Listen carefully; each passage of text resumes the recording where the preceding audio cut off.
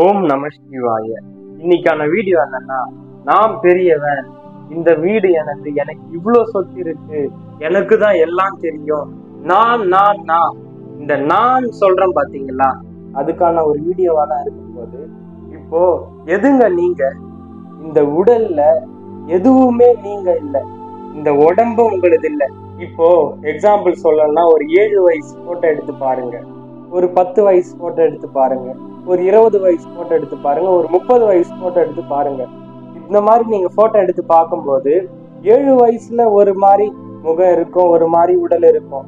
8 வயசுல ஒரு மாதிரி முகம் இருக்கும், உடல் மாறி இருக்கும். இதே ஒரு 30 வயசுல எடுத்து பார்த்தீங்கன்னா உங்களோட உடல் மாறி இருக்கும், உங்களோட முகமும் மாறி இருக்கும். அப்போ எதுங்க நீங்க? எதுவுமே நீங்க இல்லை.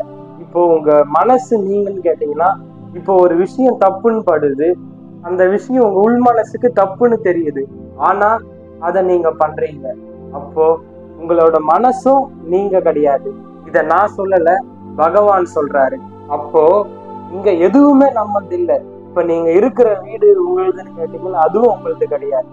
நீங்க இருக்க போற வீடு எத்தனை வருஷம்? மிஞ்சி போனா 50 வருஷம், ஒரு 70 வருஷம், லிட்டில் பிட் இயர்ஸ். இந்த வருஷத்துக்கு ஒரு 50-60 வருஷம் தான் உங்களோட வீட்டுல நீங்க இருப்பீங்க.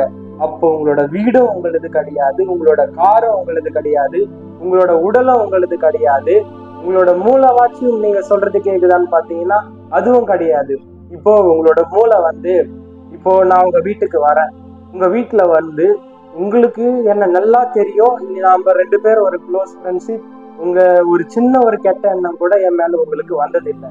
உங்க வீட்டுக்கு நீங்க டீ போடுறேன்னு சொல்லிட்டு போறீங்க. அப்போ நான் உக்காந்துட்டு இருக்கேன், நான் உங்ககிட்ட எதுவுமே சொல்லாம நானும் கிளம்பி போயிட்டேன். பீரோவை திறந்து பாத்தீங்கன்னா பீரோல இருந்து 1 லட்சம் ரூபாய் காணாம போயிருக்கு. அப்போ எதுங்க? அப்போ உங்க என்ன இருக்கும்? அப்போ உங்களோட மூளை என்ன சொல்லும்? என்னடா இது, நம்மளுக்கு இப்படி தெரிஞ்ச ஒரு 1 லட்சம் ரூபாய் காணாம போயிடுச்சு அப்படின்னு உங்க மைண்டு மாறும்.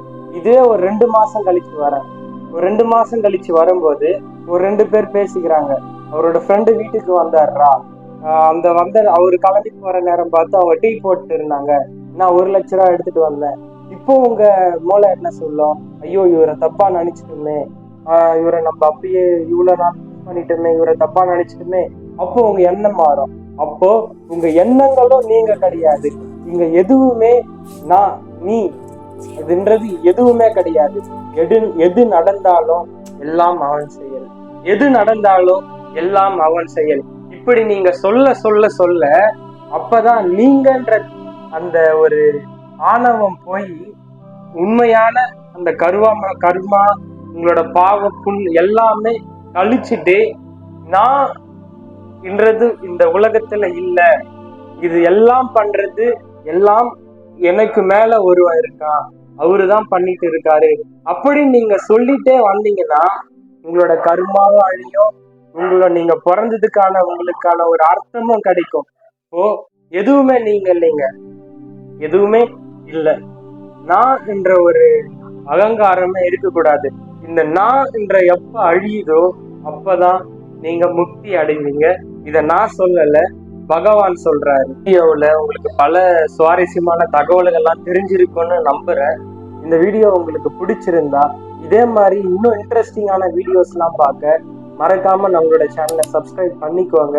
ஓம் நம சிவாயன்னு சொல்லி இந்த உரையை முடிக்கிறேன்.